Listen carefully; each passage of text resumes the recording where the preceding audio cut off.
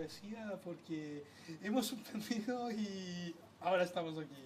Sí, estoy muy ocupada últimamente porque estoy terminando un libro y es la locura. Es algo que le cuesta muchísimo a mi entorno comprender porque escribo durante muchas horas y luego hago todas las demás cosas de trabajo, de mis hijos y a veces me comprometo como con vosotros y luego veo que no llego a todo. Pero bueno, hoy estoy aquí Sí, contento de ya tenerte aquí. y me hace muy feliz estar con vosotros. Bueno, partimos desde la génesis. ¿Cómo te haces escritora? Bueno, eso ahora retrospectivamente veo que empezó cuando yo tenía la tierna edad de 7 añitos. Yo iba diciéndole a todo el mundo, mientras mis amigas decían yo de mayor quiero ser princesa o quiero ser maestra o quiero ser enfermera, yo decía yo quiero ser escritora. Realmente todo empezó un poquito más tarde, cuando ya tenía pues unos 17 años más o menos, que empecé a escribir en serio. Pero mi primera máquina de escribir la tuve con 10 años. Con 10 años. O sea, partiste con la máquina así. Sí, ¿La Olivetti? sí. La Olivetti, además es el mejor regalo en mi vida, el mejor regalo para una mujer, porque empodera muchísimo más que los diamantes, chicas. Pensad esto. Con 10 años, mi tío y mi abuelo me dieron como su reconocimiento de la niña dice que quiere ser escritora y me regalaron una máquina de escribir que me hizo una ilusión loca. Escribí una novela, es malísima, pero es muy bonito porque yo ahora tengo un hijo que tiene 11 años y escribe en el blog de notas de su móvil, pero es muy bonito poder escribir, poder contarle al mundo, compartir con el mundo lo que opinas, lo que un poco aportar tu visión del mundo y que quede. Eso es lo más maravilloso. Es el verdadero sentido de escribir, es que algo de lo que tú vas pensando en tu día a día se convierta en algo no perecedero, que la gente de todo el mundo pueda leerlo, opinar, emocionarse, darte su visto bueno. Es eso. ¿Cómo llega tu primera novela? Bueno, mi primera novela ha sido un camino muy largo, porque lo primero que conseguí terminar y publicar, tuve mucha suerte, tenía 20 años, pero era un libro de poemas. Ah, qué bonito. Empecé por la poesía, yo me siento realmente poeta, pero sucede algo con la poesía, que es que cuando dices soy poeta, la gente te mira raro, piensan pues un poco que eres alguien torturado, que eres alguien como esta historia, sí, sucede eso. Y yo soy todo lo contrario, para mí escribir es compartir con el mundo un optimismo, una alegría. Entonces muchos años después, hace ya 6 años, decidí que iba a escribir además novelas, además de lo que había publicado previamente. Llevo 4 y ahora estoy en la quinta y ahora entiendo por qué las novelas son la literatura más abundante, porque la novela es la posibilidad de crear no emociones, no mensajes, sino directamente universos. Digamos que es el género de escritura más potente. ¿Y cómo saltas de la poesía, que la poesía es un relato corto, con rima Sí. y con toda una cantidad de emociones Sí. comprimidas en cuanto en un folio? O menos a O veces, menos. sí. Ah, es como hablar de saltamos del cortometraje al largometraje. Muy buena, es esa la idea. A ver, en la poesía hay mucha intensidad y aunque parezca que es más fácil porque es breve, no es cierto, es muy complejo escribir poesía. Pero en la poesía tú te puedes permitir estar durante un tiempo escribiendo a saltos. En cambio la novela requiere una concentración máxima, tienes que contar una historia de principio a final, tiene que tener un orden, todo lo que cuentas, hay unos personajes. Digamos que la novela requiere mucha más técnica. Rusa, Es menos emoción y mucho arremangarse y trabajar duro. Ruser, y cuando pasa la novela por... ¿Cómo te encuentras con el personaje? ¿Cómo lo encuentras? ¿En la calle? ¿En tu imaginación? ¿De dónde nacen principalmente los tuyos? Yo desde que empecé a escribir novela he hecho algo que es como mi motivación, que es dar voz a personas reales, a personas que existieron y que no tuvieron la ocasión de contar su historia. Entonces, un poco lo que hago es sentirme como en una labor humanitaria, que es darle voz al que no ha tenido esa ocasión. Hasta ahora habían sido mujeres, pero en la novela que estoy escribiendo ahora, los personajes, hay hombres y mujeres y los protagonistas son hombres. Y reflexionando sobre ello, cuando iba como por la tercera novela, me di cuenta de que yo desde pequeña he sido muy aparentemente extrovertida, porque luego por dentro soy muy tímida, pero lo que sí tengo es mucha capacidad de levantar la mano y pedir la palabra cuando hace falta y no callarme ante las injusticias, las situaciones desagradables de la vida. Entonces eso lo uno con mi voluntad de darle voz a mujeres oprimidas por su época y su entorno, o personajes que pasaron al olvido por esa mala suerte de que quizás estaban adelantados a su tiempo, como es el caso de una novela en la que en 1790, poco después de la Revolución Francesa, en mi isla, en Mallorca, de donde yo soy, una muchacha montó algo tan revolucionario en aquella época como era una escuela para niñas.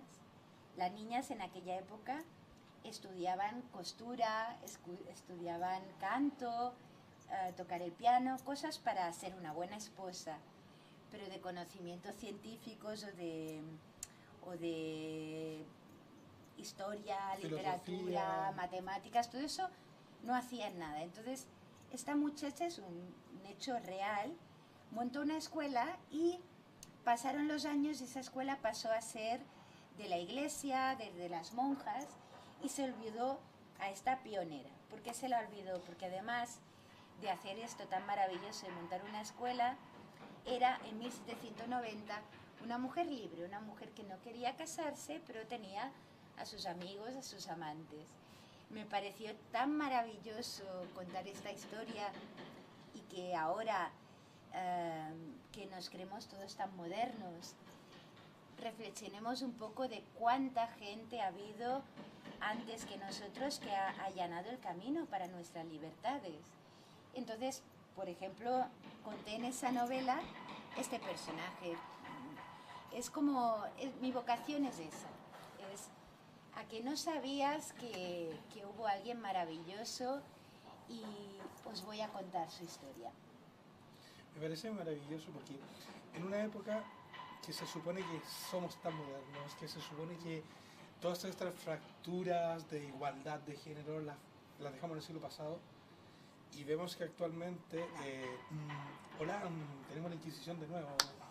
Pero esto sucede porque tenemos un defecto muy grande. Nos estamos muy informados, tenemos acceso a toda la cultura, a toda la información, pero no tenemos la capacidad de atención necesaria y el espíritu crítico para juntar los datos en nuestra cabeza y pensar por nosotros mismos. Esto se resume un poco que nos informamos al minuto de todo, pero también olvidamos al instante. Entonces olvidamos todo lo que ha pasado a lo largo de la historia, a veces ni siquiera por incultura. Hay gente que ni siquiera conoce todo lo que ha supuesto cada pequeño pasito para llegar a las libertades actuales, laborales, de igualdad de género, de tolerancia, de migraciones, de todo un montón de temas que justamente porque tenemos esta memoria de pez de la modernidad, el poder puede manipularnos, porque actualmente, hoy en día, hay jóvenes que crecen y viven sin saber los derechos que se ganaron en la República, por ejemplo, aquí en España.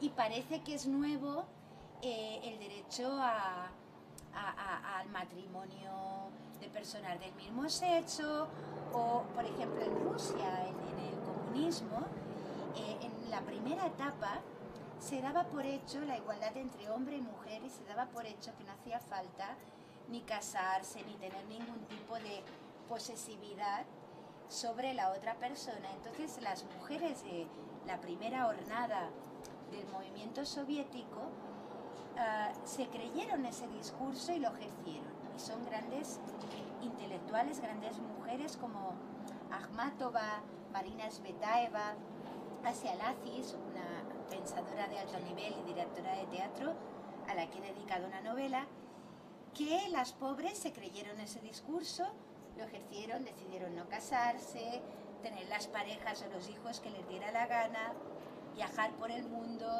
ir por el mundo como pensadoras, sin tener que tener un hombre al lado que cuidara de ellas.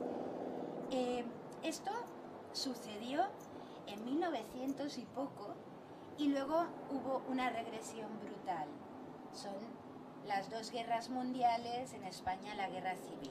La guerra civil, que también era una consecuencia de la Segunda Guerra Mundial. Exacto. Bueno, no se sabe qué fue primero, ¿eh? Pero La fue un pérdida, experimento ahí. fue la pérdida de libertades, la pérdida de dignidad del individuo, fue la carencia de valores como el amor al prójimo, todo lo que fue luego, por ejemplo, el Holocausto, esta cosa tan estúpida de darle siempre la culpa al diferente, al de fuera.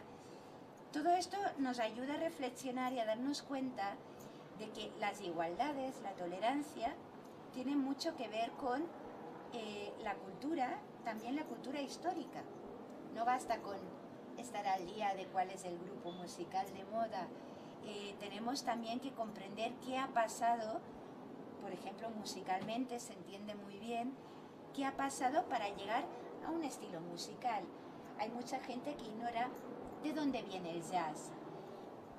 Por poner un ejemplo, ¿no? Y dicen porque queda bien, porque queda moderno, que les gusta el jazz, pero no saben cómo se ha gestado el mestizaje, que es la potencia que tiene de tolerancia, de amistad entre los músicos. Y claro, así no entendemos el mundo. Hay que contarlo. Yo pongo mi granito de arena con mis novelas, pero todo lo que sea expresión artística ayuda a ese discurso. Roser Amigos, ¿es tu nombre o tu seudónimo? No, es mi nombre. ¿Por qué no utilizaste... Mi nombre completo es Roser Amis Bibiloni. Mi primer apellido viene de los Pirineos, del Bergadá, porque mi padre es de allí y se fue de vacaciones a Mallorca, ¿Ya? que es donde yo nací. Conoció a mi madre, una mallorquina, y la conoció, se casaron y me tuvieron a mí. Entonces yo soy un poco una mezcla de la alta montaña con el mar Mediterráneo. Ay, bonito. Qué bien. Sí. Cuando esta es la quinta novela que ya te vamos a ver próximamente. Cuando la termine. Cuando Ahora la termine, estoy ya estamos, no vamos a dar spoiler porque ya tenemos la visión de las otras 4. La única spoiler que se puede dar que aquí sí hay personajes masculinos. Sí, es el nuevo reto. Es el nuevo reto. Sí. Es como, me imagino, como Almodóvar escribiendo para hombres, o sea... Bueno, es que cuando a mí no me obliga a nadie a elegir un tema, no, siempre primero acabo la novela y luego hablo con la editorial, nunca al revés. Vale. Nunca he funcionado por encargo, por contrato. Entonces, ¿qué pasa? Que yo me pongo a mí misma digo, yo quiero hacer esto. Entonces también lo emocionante es hacer algo cada vez un poquito más difícil, porque es justo lo que me estimula, lo que me gusta. Entonces para mí ahora lo difícil es este personaje masculino. Perdón, ¿eh? Es la época de los resfriados. Este personaje masculino me estimula mucho, pero también te reconozco que como quiero hacerlo muy bien, es todo un reto. ¿Sí? Sí. ¿Inspirado en qué más o menos qué época vamos? Bueno, es que también es una época complicada la que he elegido porque va desde 1900, nuevamente, es una época que ya he tratado unas cuantas veces, hasta 1950. Ah, Entonces, claro, me pilla todo, me pilla la Primera Guerra Mundial, la Segunda Guerra Mundial, la Guerra Civil, la crisis exilio en económica. Francia, Latinoamérica, todo. Entonces estoy entretenida porque, claro, como todo es real, tengo un trabajo muy duro de documentación. No, luego intento que no se note, pero todo está documentado. Si hay un viaje en tren, tengo que averiguar qué líneas de tren, qué horarios, cómo eran los asientos, todo. Qué genial, parece como que estuvieras haciendo la preproducción de una película. A mí me fascina, de hecho creo que debe ser igual de emocionante en una película. Cuando veo una película de época, lo que más me fascina es toda la caracterización, Muchas gracias. todo el trabajo de conseguir que parezca natural y real algo que ha costado, porque lo sé, un horror de preproducción. Exacto. Bueno, sí, una de las cosas que de repente nos queremos suicidar cuando estamos en la preproducción o la producción y tenemos estos saltos de rango que de repente se nos cruzó un helicóptero y estamos en Sí. 1920 y algo. O a veces has trabajado un montón para un objeto que está sobre un escritorio de época para encontrarlo y luego se ve un fotograma, quiero decir, Sí. el espectador no sabe. Nunca se enteró, Sí. o simplemente cuando llega la peli a edición, simplemente el montador llega y dice, es que esta escena de la cual te enamoraste no sirve para nada. Sí, hay una parte de cuando haces algo así, hay elementos que igual no se verán, No, pero es esta frase de Dios lo ve, de están ahí. están ahí. Es que aunque tú no le saques rendimiento a todo el trabajo que has hecho de una manera palpable, hay un intangible que forma parte. Y de nuestras mujeres de España, ¿tienes algún referente? Aparte de esta chica de Mallorca, algún referente. A ver, mujeres potentes ha habido muchísimas. En mi vida a mí me han marcado, por ejemplo, en mi época de poeta, Ana María Moix, la hermana de Terenci Moix, que en paz descanse porque falleció hace unos años, era una mujer a la que yo admiraba muchísimo porque fue la única poeta mujer que apareció en un libro que era la antología de los mejores poetas de su generación, que se llamaba Nueve Novísimos, y ella era una mujer valiente y una intelectual, tal como yo creo que tiene que ser una intelectual, que es alguien que puede estar en todo tipo de ambientes, no solo en el ambiente snob académico y que queda bien para la intelectualidad, sino también en una fiesta, a altas horas de la madrugada, tomando cervezas, porque todo eso forma parte de lo que debería ser esta curiosidad del intelectual por comprender el mundo. Y el mundo no está solo en las universidades, está también en la calle. Entonces Ana María Moix me marcó muchísimo y le enseñé mi tercer poemario y me dijo algo que me fascinó, porque ella me dijo, uy, eres muy valiente, esto te va a costar mucho que te lo publiquen. Luego otra mujer y se publicó, por suerte, es un poemario que se titula Morbo y que tenía como única característica así que podía escandalizar, que cuando salía un culo era poesía erótica, pues yo en vez de poner una metáfora súper elaborada ponía la palabra culo. Esto desgraciadamente todavía es algo revolucionario.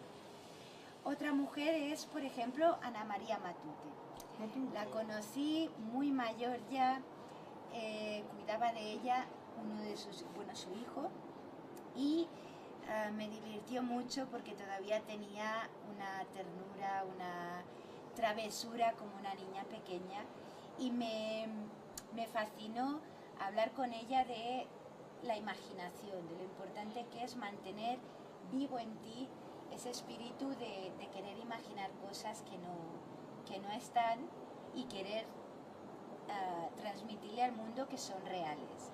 A mí eso también me marcó mucho porque para mí Ana María Matute te decía que las hadas existen y la mirabas y creías en las hadas y a partir de ese momento sabías que es verdad que existen. Me lo ha dicho Ana María Matute.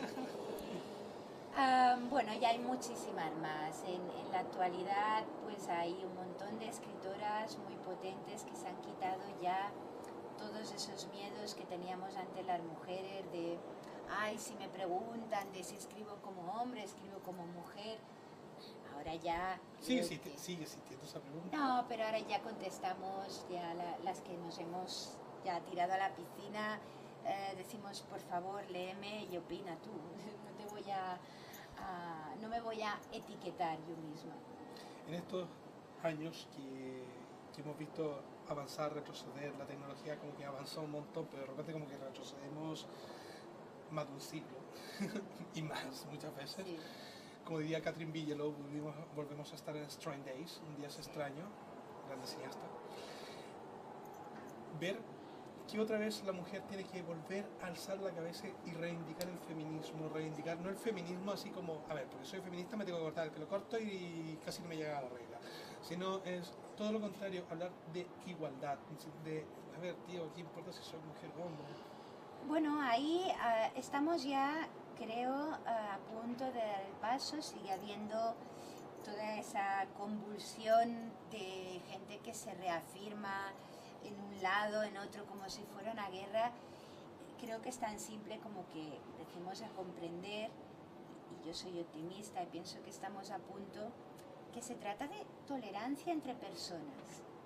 Creo que las nuevas generaciones ya tienen mucho avanzado en esto, aunque siga habiendo reductos de machismos y de todo eso, pero ha habido un avance de que ya, yo tengo por ejemplo un hijo que tiene 23 años, que ya no se preocupa de si es gay o no, porque ha tenido una historia un día, porque ha tenido curiosidad, porque su pareja ha tenido una historia con alguien de su mismo sexo, le da igual. Puede jugar el papel que surja en el momento con una idea básica que creo que es la verdaderamente tolerante, que es que nos relacionamos con personas. Entonces, ese avance va unido con la tolerancia en muchos otros aspectos, que dejemos de juzgarnos por la clase social, que dejemos de juzgarnos por el poder adquisitivo. Como las capacidades físicas. Y todo eso, aunque hay un pesimismo ahí, todo eso realmente está cambiando. Hoy en día alguien pobre puede triunfar con muy poquitas herramientas gracias a las nuevas tecnologías justamente. Alguien puede escribir un libro o hacer una película cuando hace 50 años eso era impensable. Entonces también alguien puede tener, sobre todo en las grandes ciudades, una relación con quien quiera y cambiar de idea y probar y aprender como un crecimiento sin muchísimos prejuicios que antes existían. Creo que hoy en día es más fácil que un chico o una chica le diga a su pareja que está dudando de no sabe si es gay, lesbiana o no y que quizás eso no es definitivo, pero lo puede explicar de una manera mucho menos traumática, estaremos de acuerdo en eso, sí, que hace 10 años, tampoco tanto.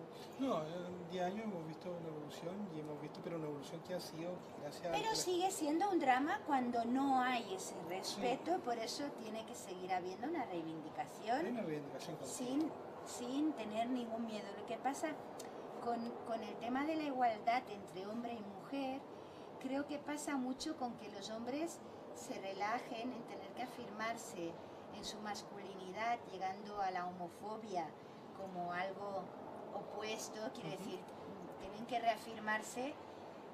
Las mujeres ya hemos roto todas estas tonterías, entonces hay mujeres que lucen sus axilas sin depilar como algo bonito, que deciden que no van a ser madres o que no se van a casar, como una reivindicación necesaria. Entonces ahora nos falta que muchos hombres, ya hay muchos que ya lo hacen, pero tiene que haber muchos más, pierdan el miedo a tener una actitud que antes se relacionaba con ser demasiado femenino, qué peligro, y que no pase nada. Entonces cuando nos relajemos todos y veamos que cada ser tiene su yin y su yang de masculinidad y feminidad. Yo, por ejemplo, pienso que tengo una actitud masculina, aunque parezco muy femenina, en mi manera de pensar soy muy masculina. No me he casado nunca, he sido muy práctica en mis relaciones de pareja, no he querido ni montar el nido, ni la casita de la pradera, ni que me regalen un anillo, ni todas estas cosas. Creo que también hay hombres que les falta sentirse cómodos en reivindicar que igual les gusta más quedarse en casa cuidando de sus niños y siendo papás maravillosos. O cocinar. O cocinar, en vez de estar en esa guerra horrible. Ha habido este anuncio tan bonito que ha sido tan viral de una marca de maquinillas de afeitar que dice: sé el mejor hombre que puedes ser. El mejor hombre que puede ser es el no violento, el tolerante, el que se quiere a sí mismo. Está todo eso. O cuando vimos este último de una empresa de comunicaciones que habla del amor, ha sido bastante tolerante en mostrarlo, que el amor no solamente en pareja, sino también está el amor con el perro, está la relación entre dos chicas, está un cambio de raza significativo, y está el amor parental.